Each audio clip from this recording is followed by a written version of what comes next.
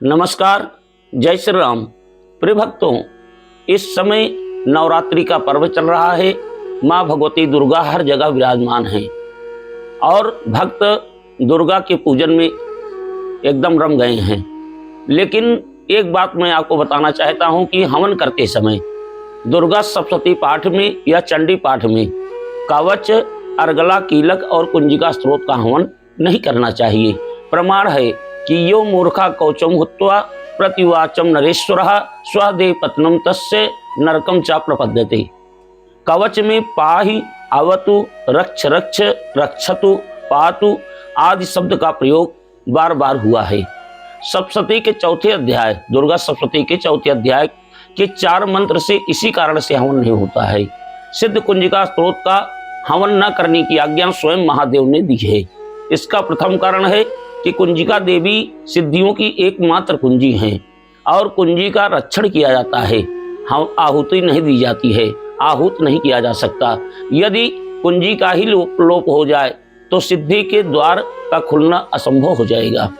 दूसरा कारण है कि सप्तशती में आता है कि याचना, स्त्रोत, कवच एवं कवच मंत्रों की आहुति नहीं की जा सकती, अन्यथा विनाश हो सकता है।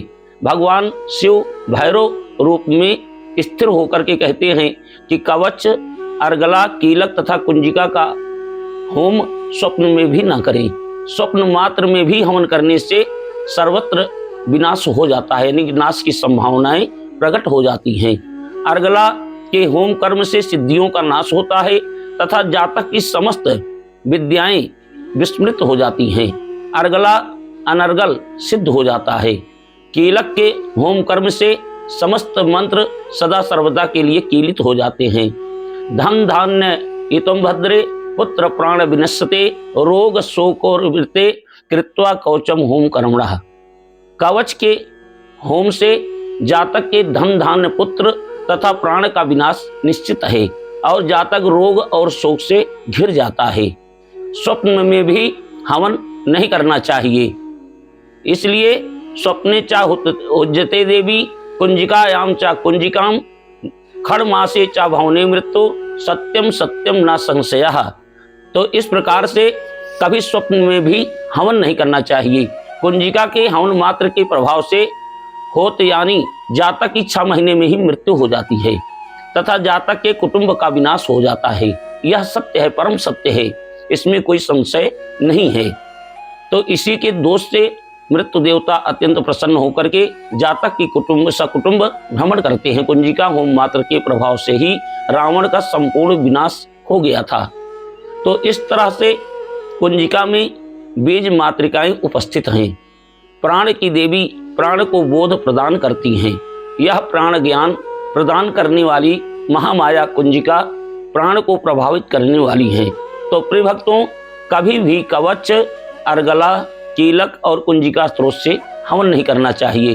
तो आइए जानते हैं प्रिय भक्तों कि किन मंत्रों से हमें हवन करना चाहिए। माँ भगवती को प्रसन्न करने के लिए बीज मंत्र माता जी का ओम ऐं ह्रीं क्लीं चामुंडाय विच्चे के मंत्र से होम करना चाहिए और नव दुर्गा के मंत्र से भी हवन करना चाहिए। प्रथम मंत्र है ओम ह्रीं क्लीं चामुंडाय विच्चे। इस मंत्र से हवन करें और ओम ह्रीं शिवाय नमः के मंत्र से भी आप हवन कर सकते हैं। ओम ह्रीं क्लीं अंबिकाय नमः स्वाहा, इस मंत्र से भी आप माता जी के द्वितीय चरण की हवन कर सकते हैं।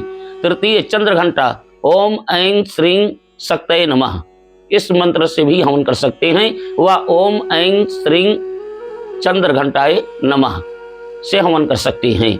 ओम ऐं ह्रीं दुर्गा दिव्ये नमः, ओम ह्रीं क्लीं स्वामिन्ये नमः स्वाहा, ओम क्लीं श्रीं त्रिनेत्राय स्वाहा, ओम क्रीं ऐं ह्रीं कालिकाय नमः स्वाहा, ओम श्रीं क्रीं ह्रीं चंडिका दिव्ये नमः स्वाहा, ओम ह्रीं क्लीं ऐं सिद्धये नमः स्वाहा।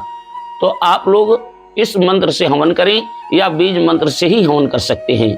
नव दुर्गा के 9 नाम से भी आप लोग हवन कर सकते हैं। लेकिन कभी भी भूल करके भी अर्गला, कीलक कुंजिका स्त्रोत या कवच से हवन मत करिएगा।